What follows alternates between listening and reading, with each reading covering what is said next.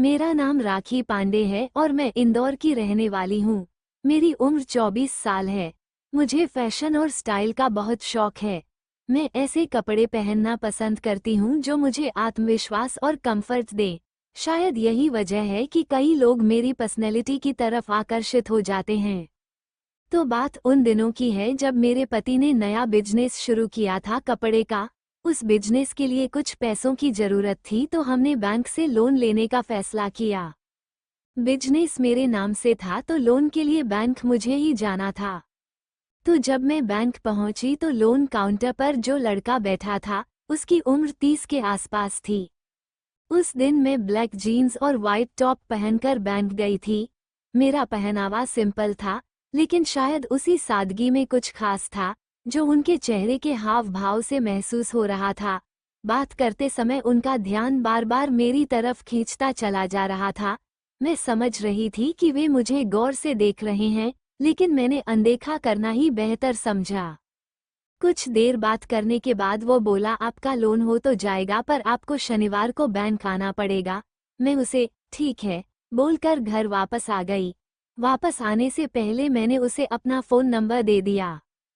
शनिवार दोपहर मैंने खुद को अच्छे से तैयार किया।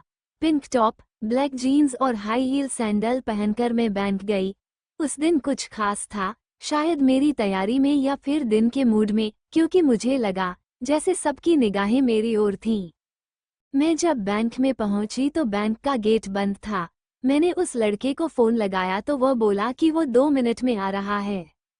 2 मिनट बाद वह बैंक के अंदर से आया और मुझे भी अंदर ले गया। वहां 2 और लोग बैठे थे। वो लड़का जो मुझे पहले दिन मिला था, उसका नाम अनुज था। बाकी दोनों के बारे में भी उसने मुझे बताया कि एक लोन डिपार्टमेंट का बॉस था जिसका नाम मोहन सिंह था और उसकी उम्र लगभग 40 के आसपास थी, और दूसरा बंदा उसका नाम राहुल राठौर था जिसकी उम्र लगभग 30 साल थी। मैंने हाथ मिलाया और हल्की मुस्कान दी। राहुल की निगाहें कुछ पल के लिए मुझ पर ठहर गईं, शायद मेरी ड्रेस ने उसका ध्यान खींचा। फिर मोहन मुझसे बोला, मुझे माफ़ करें मैडम, हम आपको लोन नहीं दे सकते क्योंकि आपका इनकम लोन लायक नहीं है। ये सुनकर मैं घबरा गई क्योंकि मेरा पति इस लोन के भरोसे लगभग 1.5 लाख का सामान मार्केट से ले चुका था। मैं उनको बोली, प्लीज़ ऐसा न बोलें, मुझे लोन की बहुत ज़्यादा ज़रूरत है। तो अनुज सीधे मुद्दे पर आते हुए बोला, मैडम आप हमारा काम कर दो, हम आपका काम कर देंगे।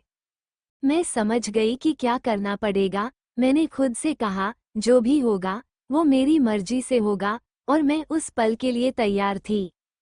परंतु मैं अनजान बनती हुई बोली, कैसा काम? मैं सब कुछ करने को तैयार हूँ। राहुल की आंखों में इशारे थे और उसके शब्दों में छुपा भाव, आपको बस थोड़ा सहयोग करना होगा, फिर सब आसान हो जाएगा।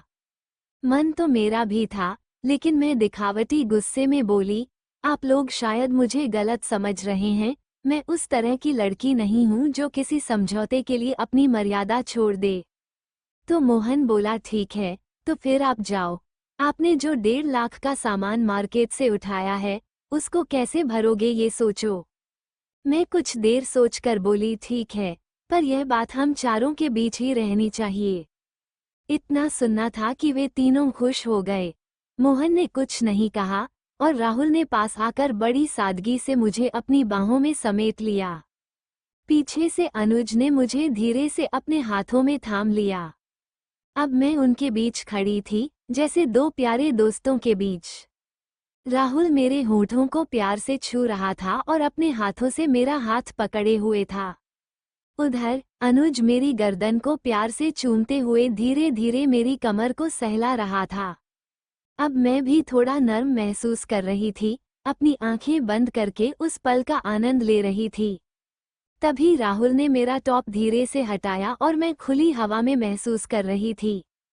तभी मेरी नज़र खुली और मैंने देखा कि मोहन थोड़ा घबराया हुआ था।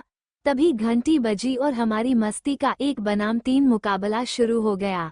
दोस्तों, लोन लेने के लिए क्या क्या करना पड़ता है, ये कहानी कुछ वैसी ही है।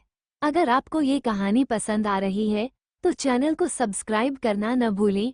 तभी घंटी बजी और हमारी मस्ती का 1 बनाम 3 मुकाबला शुरू हो गया। दोस्तों, लोन लेने के लिए क्या क्या करना पड़ता है, ये कहानी कुछ वैसी ही है। अगर आपको ये कहानी पसंद आ रही है तो चैनल को सब्सक्राइब करना न भूलें।